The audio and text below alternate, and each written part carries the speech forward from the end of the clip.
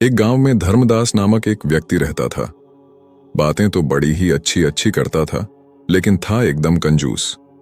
कंजूस भी ऐसा वैसा नहीं, बिल्कुल मक्खी चूस। चाय की बात तो दूर, वह किसी को पानी तक के लिए नहीं पूछता था। साधु संतों और भिखारियों को देखकर तो उसके प्राण ही सूख जाते थे कि कहीं कोई कुछ मांग न बैठे। एक दिन उसके दरवाजे पर एक महात्मा आए और धर्मदास से सिर्फ एक रोटी मांगी।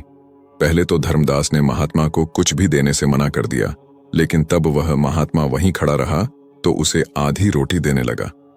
आधी रोटी देखकर महात्मा ने कहा कि अब तो मैं आधी रोटी नहीं, पेट भरकर खाना खाऊंगा। इस पर धर्मदास ने कहा कि अब वह कुछ नहीं देगा। महात्मा रात भर चुपचाप भूखा प्यासा धर्मदास के दरवाजे पर खड़ा रहा। सुबह जब धर्मदास ने महात्मा को अपने दरवाजे पर खड़ा देखा तो सोचा कि अगर मैंने इसे भरपेट खाना नहीं खिलाया और यह भूख प्यास से यहीं पर मर गया तो मेरी बदनामी होगी, बिना कारण साधु की हत्या का दोष लगेगा।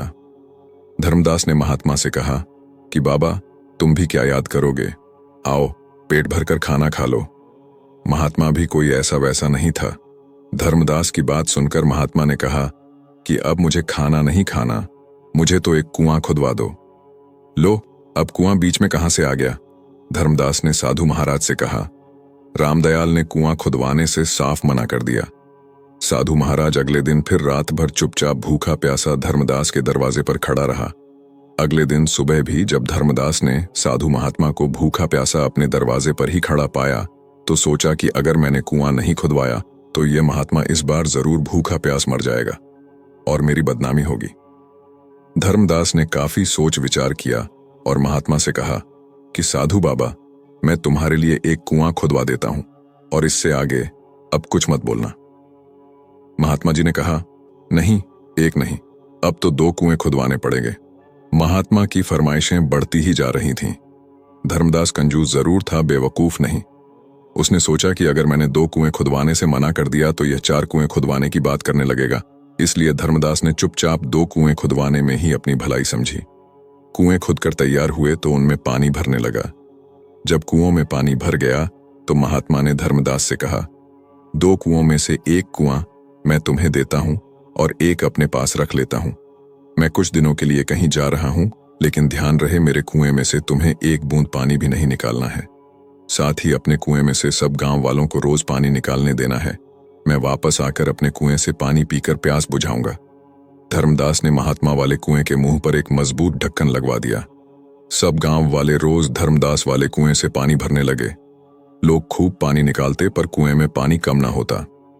शुद्ध शीतल जल पाकर गांव वाले निहाल हो गए थे और महात्मा जी का गुणगान करते न थकते थे। 1 वर्ष के बाद महात्मा पुनः उस गांव में आए और धर्मदास से बोले कि उसका कुआं खोल दिया जाए।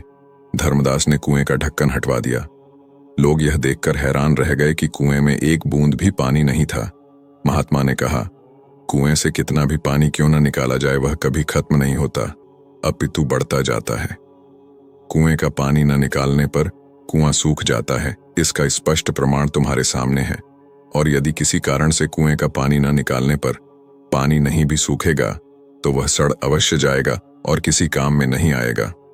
महात्मा ने आगे कहा, कुएं के पानी की तरह ही धन दौलत की भी 3 गतियां होती हैं, उपयोग, नाश अथवा दुरुपयोग।